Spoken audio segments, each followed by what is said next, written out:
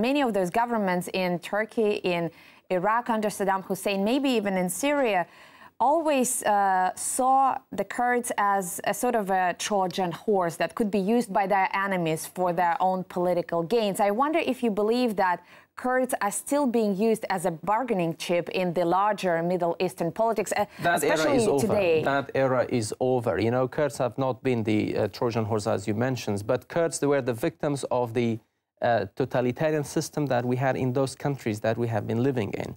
As I said in my earlier speech, you know, the Kurdish issue is the issue of a nation that has its own language, culture, history, background, and that's it. But that has not been recognized by the respective countries. So in this geopolitical game, if they disagree on anything, they have agreed on limiting the Kurdish rights in their own countries. And that was the results of the Sykes-Picot agreements. But that era is over. Kurds are no longer be that weak point to be played with by these countries, and Kurds now an actor in the region that they have their own agenda. But I wonder if this active role that you just mentioned is a result of very difficult political circumstances that those respective governments find themselves in, because Turkey has a lot of security issues.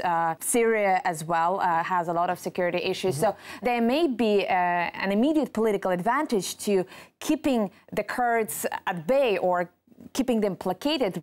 Kurds, especially the Iraqi Kurdistan as an example, prove that they are part of enhancing democracy in the Middle East by having elections, by having pluralism, the rights of the women and the rights of voting for all the components of the society, and by having the quota for all the other minorities that we have inside Kurdistan regions, by having the peaceful handover of the power, and also by the free of the press.